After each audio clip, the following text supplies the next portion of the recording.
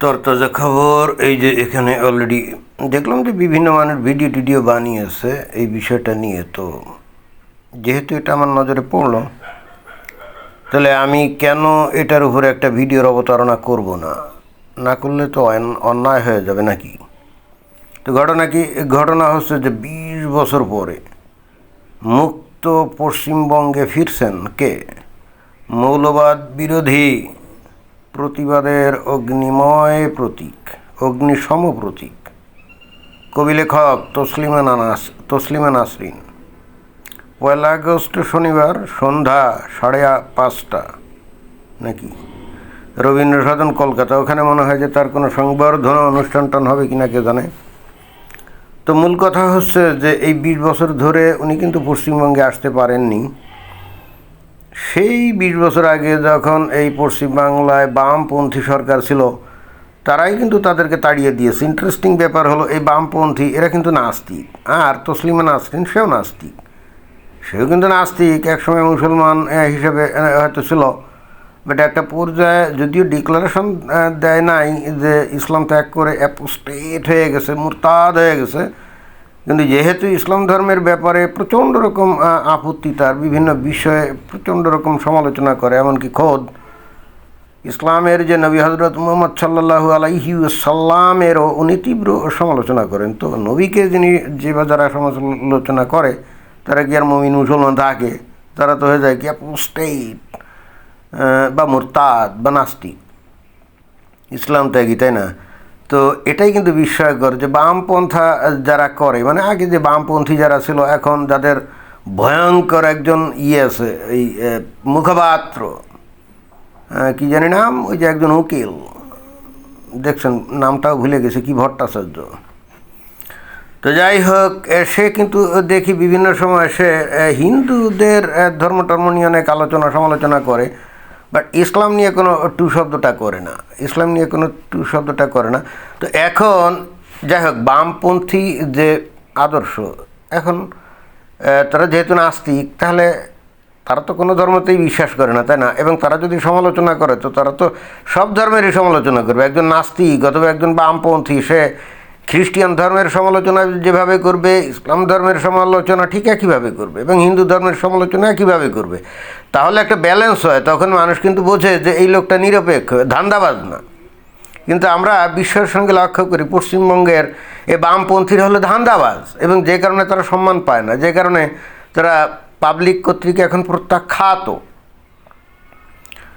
তো এটাই কিন্তু কাম্য ছিল যে সেই বামপন্থার আমলেই এই তসলিমা নাসরিন এই পশ্চিমবঙ্গে স্থান পাওয়ার কথা। বা বিশ্বের সঙ্গে এবার লক্ষ্য করেছিলাম যে আজকে থেকে 20 বছর আগে এই বামপন্থার লোকজনরাই তাকে অনেকটা লাথি দিয়ে এই পশ্চিমবঙ্গ থেকে বের করে দিয়েছিল, তাই না?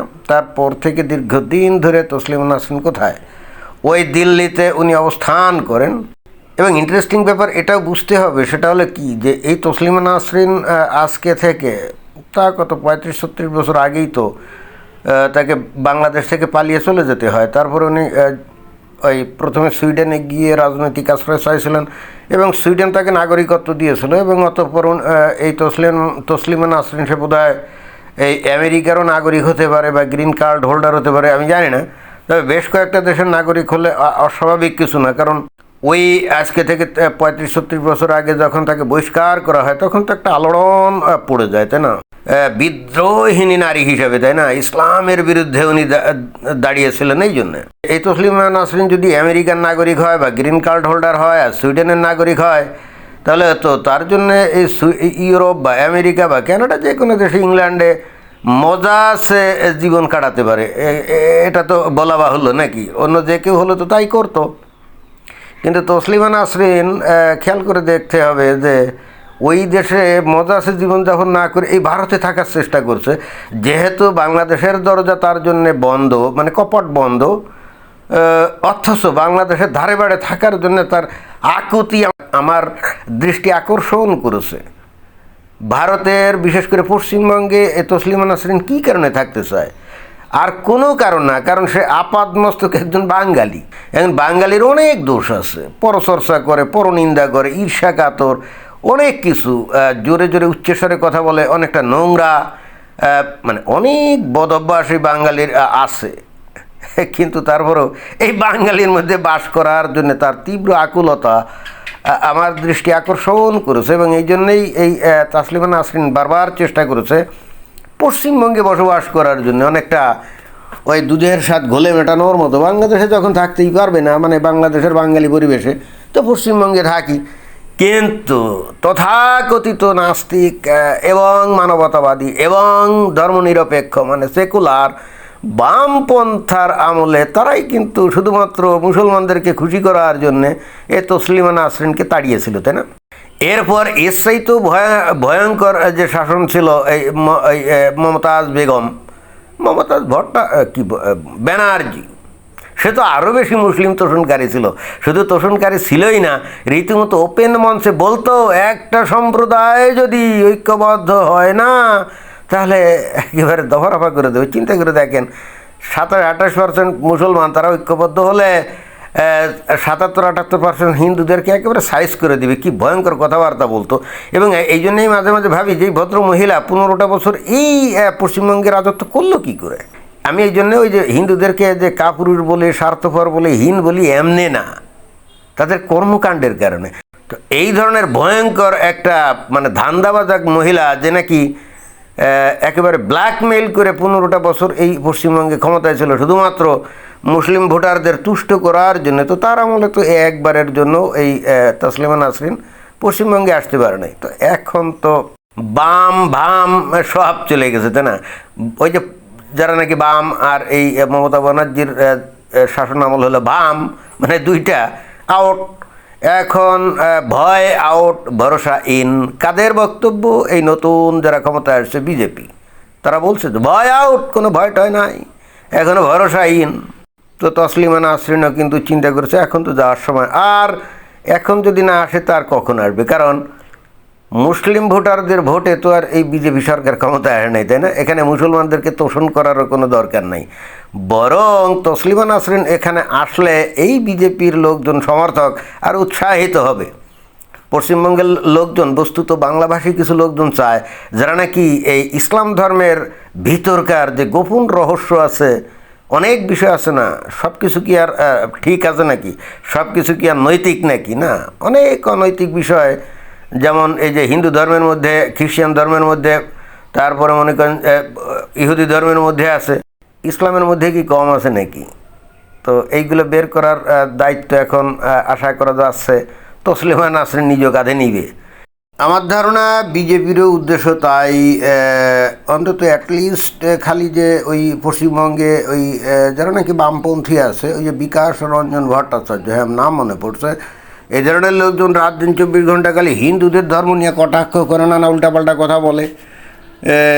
হ্যাঁ, তো ওই একই ধরনের কথাবার্তা বা একই ধরনের আলোচনা সমালোচনা তো ইসলামের সম্পর্কে হওয়া উচিত। তা না হলে এই 26-27% যে মুসলমান আছে তারা তো আসলে ধর্মান্ধ রয়ে যাবে, অন্ধকারে রয়ে যাবে, তাদেরকেও তো আলোয় আনতে হবে, তাই না?